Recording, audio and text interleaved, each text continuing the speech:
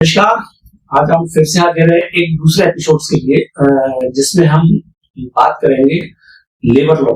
जो भी 4 जो कानून चेंज हुए हैं केंद्र सरकार ने जो बनाए हैं और जिनका मकसद है कि हम कैसे अपने वर्किंग एनवायरनमेंट को बेहतर कर सकें। सरकार की मंशा यही है। तो उसमें कुछ विवाद भी हो रहे हैं, कुछ बातें भी हो रही हैं, कुछ अच्छा भी बोल रहे हैं, कुछ बुरा भी बोल रहे हैं, वो जैसा जिसका हुआ है। तो हम इस बारे में जानते हैं कि वाकई में लेबर लॉस क्या है, कैसे काम कर रहे हैं, उनका क्या इफेक्ट पड़ेगा, ये हम जानते हैं एडवोकेट आदर्श वर्मा जी। नमस्ते, आपका स्वागत है आज के पॉडकास्ट में। हाँ, तो हम इस बारे में बात कर रहे हैं कि सरकार जो नई लेबर लॉ लेके आई है 4, तो क्या है? देखिए, सरकार पहले जो हमारे पास लॉस थे वो हमारे पास टोटल 29 लॉस थे। तो वो बहुत ही कंफ्यूजिंग भी थे कहीं ना कहीं, और कंपनियों को जल्दी समझ में भी नहीं आते थे। जब केसेस में इस तरह की कोई समस्या आती थी तो बहुत सारी चीजें ऐसी होती थी जो एम्बिगस हो जाती थी, राइट। तो अब सरकार ने क्या किया है कि ये जो हमारे 29 लॉस थे उनको 4 लेबर कोड्स में कन्वर्ट कर दिया, ठीक है। तो अब 29 की जगह आपके पास में 4 नए कानून हैं और उसके जरिए आप जितना भी हमारा लेबर इंडस्ट्री है वो पूरी कवर करेगी उससे। तो इस इन 29 कानूनों को 4 कानून में करने की जरूरत क्यों पड़ी? जैसा कि मैंने आपको बताया कि पुराने बहुत सारे लेबर लॉस थे, इंडस्ट्रियल डिस्प्यूट एक्ट था, वेजेस एक्ट था, है ना, इसी तरीके से और बहुत सारे लॉस थे।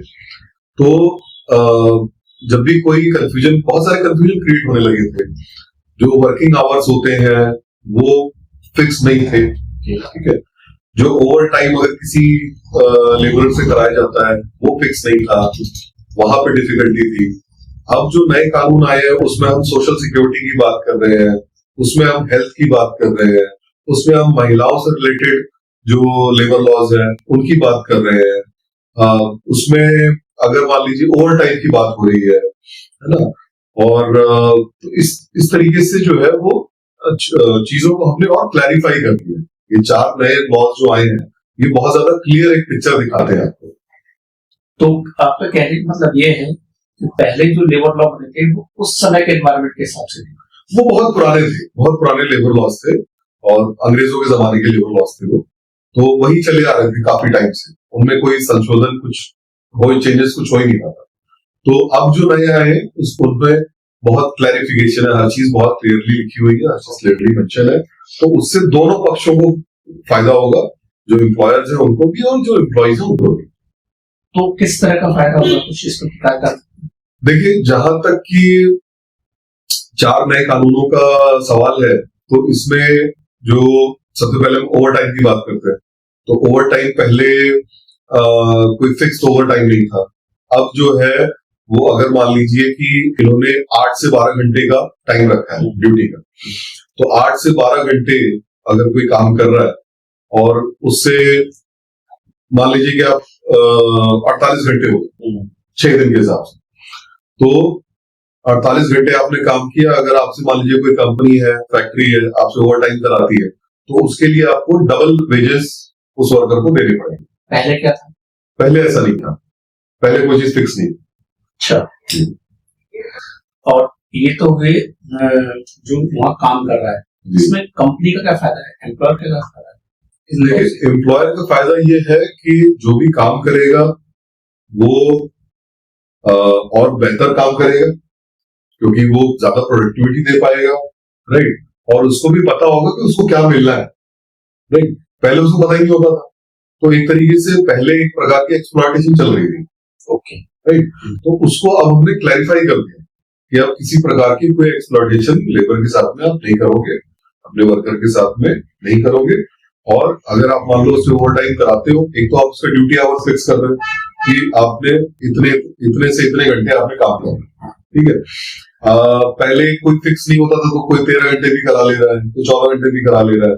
तो उससे क्या हो रहा है, अल्टीमेटली आपके हेल्थ इश्यूज हो रहे हैं, राइट। तो अब सारी चीजें फिक्स कर दी गई है कि 8 से 12 घंटे उसके अलावा आप काम नहीं करें। ओके, तो और दोनों पक्षों को पता है, एम्प्लॉयर को भी पता है ये बात, एम्प्लॉइज को भी पता है, तो दोनों तरफ से फायदा होगा, उधर प्रोडक्टिविटी मिलेगी, इधर हेल्थ मिलेगा, क्लैरिटी होगी। और लैक था इन कानूनों के अंदर, उस क्लैरिटी को यहाँ पे बताया गया है, जैसे कि दोनों पक्ष मतलब आप भी जैसे किसी कंपनी में अगर मान लीजिए काम कर रहे हैं, तो आपको मान लीजिए एम्प्लॉयर अगर कंफर्म ना करे, आपको क्लियर ना करे कि कितने घंटे आपने काम करना, तो आप फ्रस्ट्रेट नहीं हो जाएंगे, आप भी फ्रस्ट्रेट हो जाएंगे। तो इसलिए क्लैरिफाई करना बड़ा जरूरी है। ये सब चीजें तो पहले नहीं था, पहले आपको पता है अंग्रेजों के जो कानून होते थे वो उस दौर के हिसाब से बने थे, राइट। और अभी चूंकि हम एक स्वतंत्र देश में रहते हैं, तो हमारे को नए कानूनों की बड़ी सख्त जरूरत थी। अब इसमें नए कानून जो उसमें क्या क्या चेंजेस हुए हैं? देखिए, नए कानून में चेंजेस ये हुए हैं कि अब महिलाओं को रात की शिफ्ट करने के लिए अलाउ कर दिया गया है। तो और बहुत सारे ऐसे काम होते थे जो कि सिर्फ पुरुषों के लिए उसकी परमिशन थी, अब महिलाएं भी वो काम कर सकती हैं, राइट। तो अब महिला पुरुष का जो डिफरेंस था वो खत्म कर दिया गया है ना। तो बहुत सारे काम ऐसे होते हैं कि जो जैसे नाइट शिफ्ट की बात है, तो नाइट शिफ्ट अब महिलाएं भी कर सकती हैं जी। और गिग वर्कर्स के लिए क्या है? गिग वर्कर्स के लिए भी अब जो है वो प्रॉपर, उनके लिए भी सारी सुविधाएं अवेलेबल रहेंगी।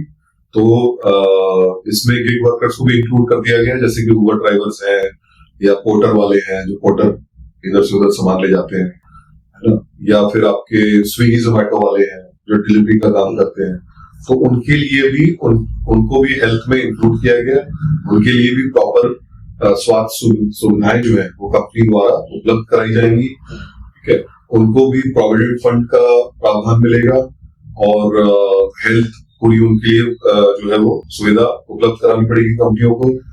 और उनकी भी जो मिनिमम वेजेस का एक नया रूल है कि इतनी आपकी मिनिमम वेजेस होनी चाहिए, उससे कम नहीं आप होगी। तो 2019-2020 के आसपास में जब ये नए कानून आए थे, उस टाइम पे इन्होंने कहा था कि 375 रुपए पर डे का वो होना चाहिए, है ना, मिनिमम वेजेस, जो कि अराउंड $5 के आसपास था।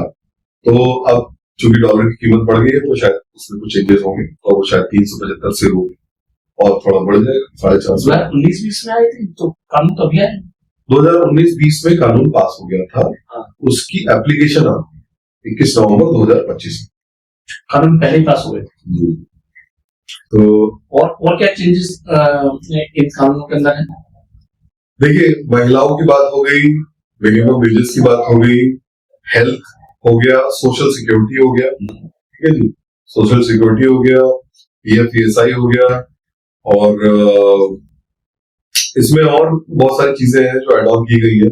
जो बेस पे होगा, बेस पे वो आपके CTC का 50% होना चाहिए कम से कम, ठीक है। मिनिमम वेजेस का मैंने आपको बता दिया, राइट। ऑफर लेटर्स अब आपको हर एम्प्लॉय को देना पड़ेगा, पहले ये ऐसा नहीं था, तो अब आपको ऑफर लेटर देना पड़ेगा। समय का जैसे कि मैंने आपको बताया कि 8 से 12 घंटे तक आप काम करा सकते हैं। ओवर टाइम का आपको एक्स्ट्रा पैसा देना पड़ेगा, जो कि डबल होगा। और यही मेन चेंजेस यही है। ये तो सरकार का एक अच्छा प्रयास है कि मतलब जो कर्मचारियों के हितों में बीच में क्लैरिटी को लेकर उन्होंने कानून लेकर आए जी। लेकिन इसमें त्रुटियां भी हैं, जैसे कि अब जो लेबर यूनियन, अगर हम उनके नजरिए से देखें, तो अगर मान लीजिए किसी लेबर यूनियन को कोई स्ट्राइक करनी है, तो वो स्ट्राइक करने के लिए उनको 15 दिन पहले नोटिस देना पड़ेगा। वो पहले क्या था? पहले ऐसा नहीं था, पहले आप डायरेक्ट स्ट्राइक कर सकते थे। अब आपको कंपनी को कम से कम 15 दिन का नोटिस देना पड़ेगा और आपको पर्पस बताना पड़ेगा कि आप किस लिए स्ट्राइक करना चाहते हैं, पहले जबकि ऐसा नहीं था, ठीक है। और जो इसमें एक और चीज ऐड कर दी गई है कि जो आपके जितने भी कंपनी में वर्कर्स काम कर रहे हैं, उनके कम से कम 50% वो आपके स्ट्राइक के फेवर में होने चाहिए, तभी आप स्ट्राइक कर सकते हैं, अदरवाइज आप स्ट्राइक कर ही नहीं सकते। तो मान लीजिए कि एक कंपनी में अगर फॉर एग्जांपल हम कहते हैं कि 1000 लोग काम कर रहे हैं तो कम से कम 500 लोग वो स्ट्राइक के फेवर में होने चाहिए। अगर 450 लोग फेवर में है तो आप स्ट्राइक नहीं कर सकते। ओके, तो इसका पर्पस ये होगा कि फिर अगर मान लीजिए कोई लेबर को कोई तकलीफ होती है, अगर कोई प्रॉब्लम होती है तो वो फिर स्ट्राइक नहीं कर पाएगा, अपनी बात नहीं कर पाएगा, या लेबर यूनियन कोई बात कहना चाहती है कंपनी से तो वो नहीं कर पाएगी। तो ये मुझे लगता है कि ये थोड़ा सा एम्प्लॉयर्स के फेवर में ये पर्टिकुलर जो रूल है वो एम्प्लॉयर्स के फेवर में ज्यादा जाता है। हाँ, तो वो जैसे उनको तो दोनों पक्षों का ख्याल रखना पड़ेगा ना सरकार को, तो जी एम्प्लॉयर का भी प्रॉब्लम कर्मचारी तो कहीं आप पावरफुल है तो कहीं आप वो दूसरे पावरफुल, जी कुछ आपको दिया ये बेनिफिट एक तरीके से आप ये कह सकते हैं कि एम्प्लॉयर को दिया गया, एम्प्लॉयर को दिया गया, क्योंकि स्ट्राइक से डेफिनेटली एम्प्लॉयर को भी नुकसान होता है, तो ये एक बेनिफिट दिया गया। लेकिन ये जो 50% वाला जो परसेंटेज रख दिया गया कि कम से कम 50% होने चाहिए, वो मुझे लगता है कि थोड़ी जाती है। उसको शायद मेरे ख्याल से 20% या 15% भी कर इसका मतलब तो ये हुआ, मतलब आप ये कहना चाह रहे हैं कि 50% का जो वो रखा हुआ है, इसका मतलब ये कि अब जो स्ट्राइक है वो तो इम्पॉसिबल की तरह एक प्रकार से इम्पॉसिबल ही होगी, एक प्रकार से इम्पॉसिबल ही होगी। तो ये चीज कर दी है। दूसरा जो 8 से 12 घंटे की जो टाइमिंग्स रखी गई है वो कंफर्म नहीं किया गया है कि जी अगर मान लीजिए कोई एम्प्लॉय 12 घंटे काम कराता है वो करा सकता है। पहले वो जो टाइमिंग थी वो 9 घंटे थी, पहले 9 घंटे, अब वो 8 से 12 का स्लैब कर दिया गया। तो अगर मान लीजिए कोई 12 घंटे काम कराना चाहता है तो वो कराएगा। तो फिर इसमें कर्मचारियों को कहां से फायदा होगा? ये वही जैसे कि आपने खुद ही कहा कि कुछ फायदे एम्प्लॉयर्स के लिए सरकार ने रखे डायरेक्टली इनडायरेक्टली। तो जो नए लॉज बनाए हैं, नए कोड्स बनाए हैं, तो उसमें तो यही चीज है। हाँ ठीक है, अभी उसमें और भी चीजें नहीं, जैसे फॉर एग्जांपल बेस पे की बात है, तो बेस पे 50% है, 50% बेस पे होने की वजह से जो इन हैंड सैलरी आपकी आई वो पहले से कम आई, क्योंकि बेस पे आपका 50% हो गया ना। तो अब इन हैंड सैलरी कम आई, जब उसको कैलकुलेट करेंगे, एचआर जब उसको कैलकुलेट करेगा तो वो डायरेक्टली वो कम हो जाएगा। तो इन हैंड जो आपके पास पैसा आएगा वो कम होगा, लेकिन आपको पीएफ और जो हेल्थ के बेनिफिट्स मिल रहे हैं, जो सोशल सिक्योरिटी के बेनिफिट्स मिल रहे हैं, वो आपको ज्यादा मिल रहे हैं पहले के मुकाबले। तो वो पैसा तो सरकार के पास रहता है, मतलब यहाँ भी सरकार का पैसा अपने पास रहता है।